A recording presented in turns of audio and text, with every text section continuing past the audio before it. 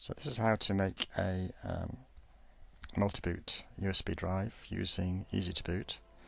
First of all, we need to download rmprep USB from the rmprepusb.com website, and then you can go to the Easy to Boot project tab on the website and download the Easy to Boot files from the link on the website, which you'll find on the How to Make a USB Drive heading.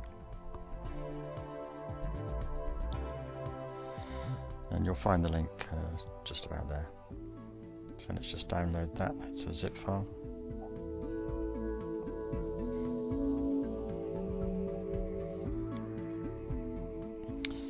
So we need to format a USB flash drive to make it boot to grub4dos. Having done that, we can then copy on the Easy to Boot files.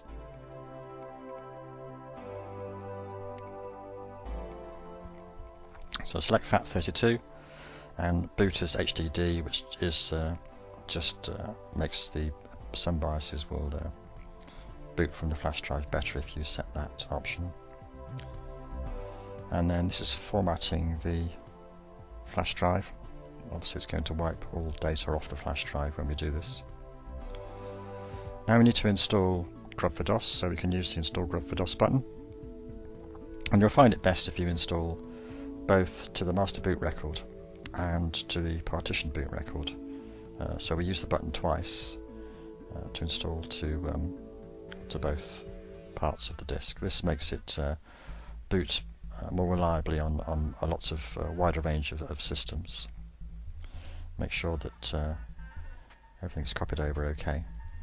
Now we unzip our Easy to Boot zip file that we downloaded from the website, and we just unzip it to the root of the USB drive, overwriting any files that were there before, like the grub loader file, to make sure we have the same version that we use in Easy to Boot.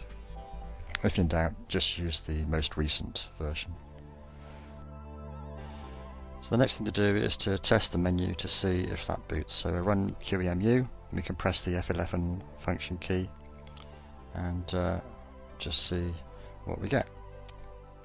So you can see we've got utilities menu, backup menu and a DOS menu.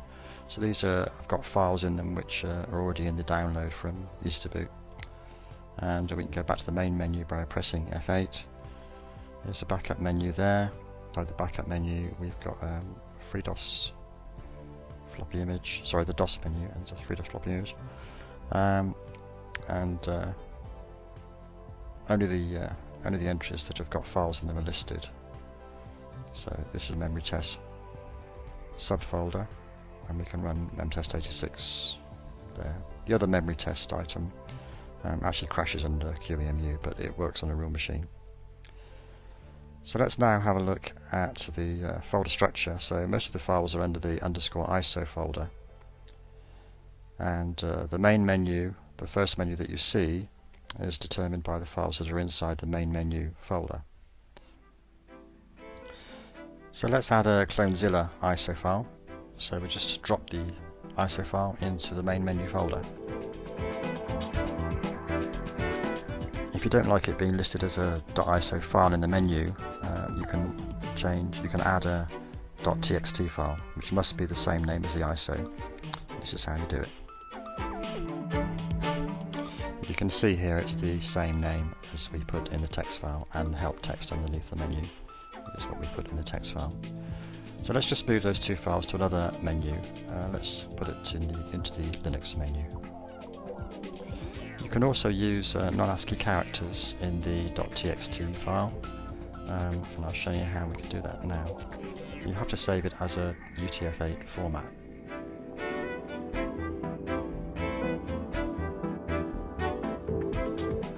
So let's just have a look and see what that looks like in the menu, and then we'll test the Ubuntu ISO file out to see if it works. We can also install XP onto an AHCI PC, just from a vanilla XP ISO. First of all, we need to get the mass storage driver pack for XP, and you can get it from the link here. Download the torrent, use BitTorrent to get the actual driver pack, and then we extract it onto our easy to boot drive.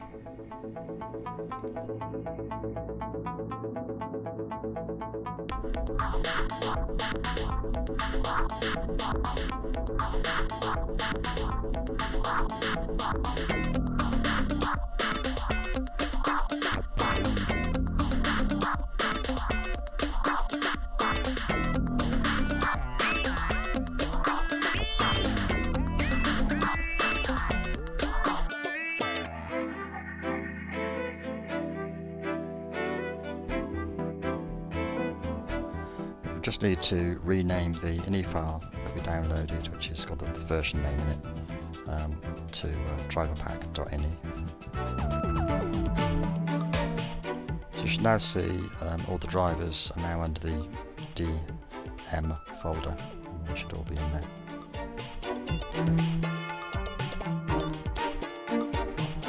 So now we just copy our vanilla ISO into the Windows XP folder. It could be any name you like, and you can have as many ISOs as you like in there.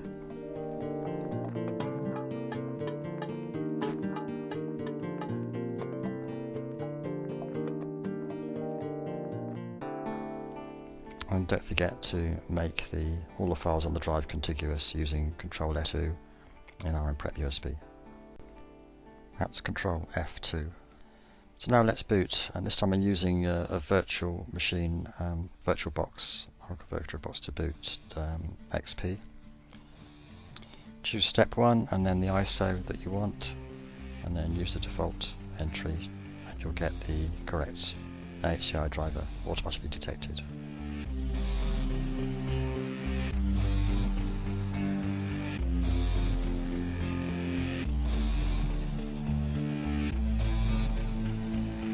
So this is the text mode setup part of XP, and it formats the drive and then starts to install the files, copy the files over.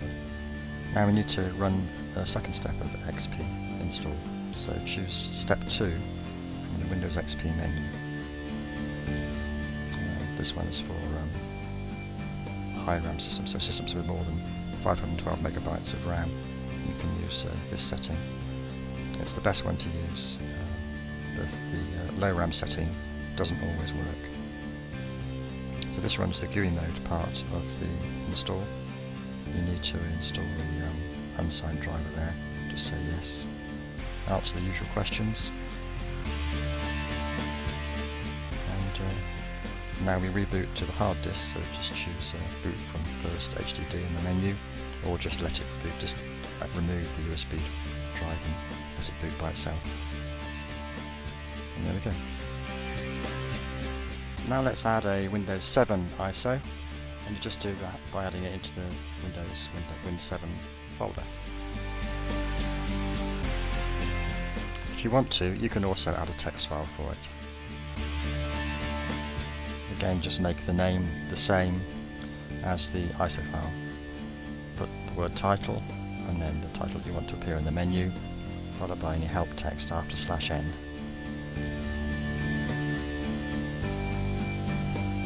Save the file. So now we've got the two files there. We can boot to Easy to Boot, and we should get a Windows 7 option automatically appear in the menu, which is just there, number 6, and then install our ISO.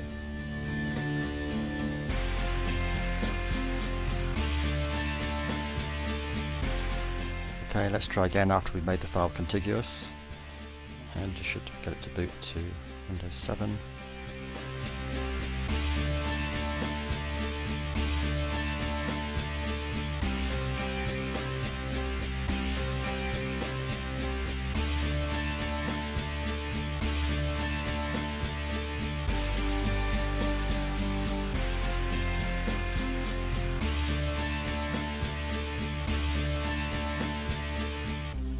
The Windows 7 install in Easy to Boot works by using this blue console to load the ISO.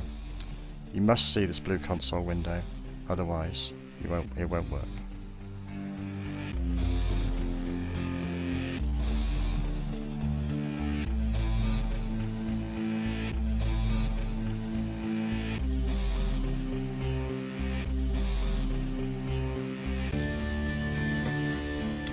some ISO files you need a special extension. EasyToBoot recognises lots of different file extensions, and all you have to do is change the file extension to the right one.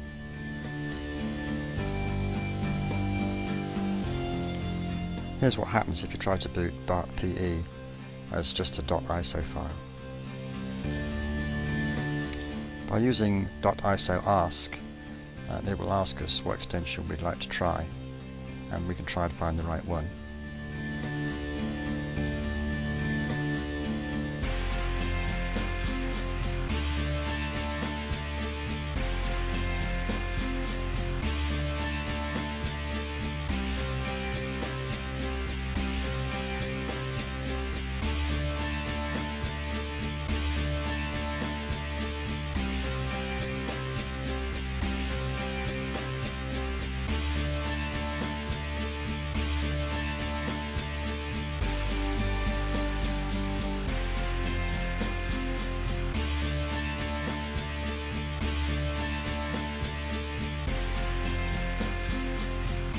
So it looks like ISO mem winv is the extension to use for .pe files. So we're just going to rename ISO ask to ISO mem winv, and then try it again and make sure it works. It should be in the menu. There's the menu, and just press enter, it loads it into memory, and see if it works.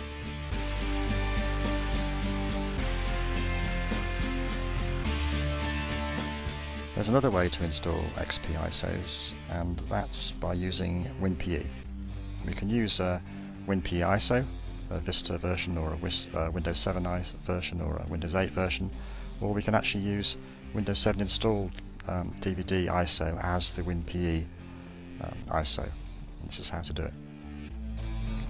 I should point out that you need to use a USB flash drive for this. If you're using a USB hard disk for the EasyToBoot, then you can add an extra flash drive to make this work.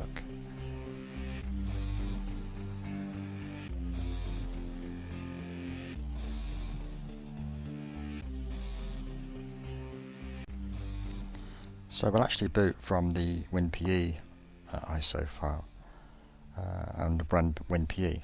When WinPE runs, we can run WinNT32, but first we need to format the hard disk. If you answer the questions and check carefully the drive that you're formatting, you can either completely wipe the hard disk, or you can just format a single partition and install XP onto that partition.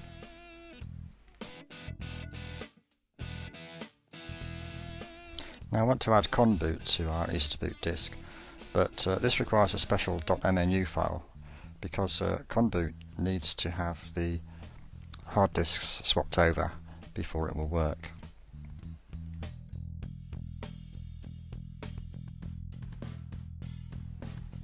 There are quite a few .mnu files in the docs folder. Have a look to see if there's one there that you need for your particular payload file.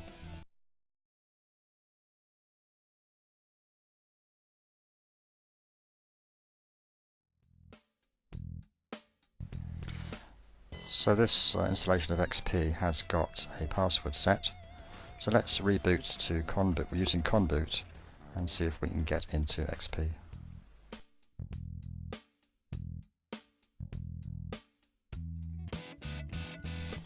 Next we'll look at how to boot a Linux ISO, but with persistence. We can make an ext2 file system using rmprep USB, and we can boot a lot of ISOs with persistence.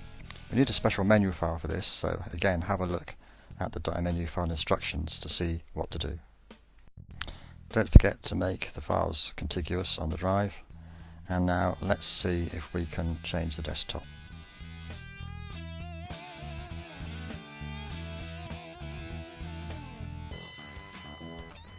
When you create an ext2 file, the volume name is the same as the file name. So you must create it with the file name that the Linux ISO is expecting, even if you change the file name afterwards.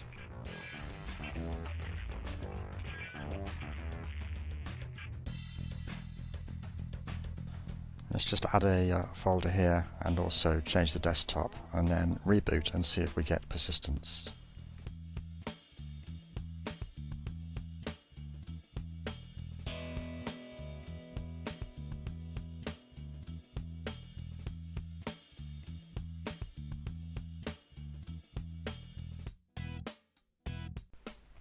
Finally, let's have a look at how we can change the background and the menus, etc. There are a few themes already set up inside E2B which you can simply copy over and try out. So first we'll try the Jolene theme. You just copy the two files, the myutp.config file and the bitmap background file, over to the _ISO folder, and there's Jolene for you for Star Trek fans. The menus all appear as they were before. So let's try another theme. We've got one here called Alliums. Again, the myutb.config file is just copied over together with the background file to the ISO folder, and we'll see what this one looks like. And there you go, there's an example of how to change the background.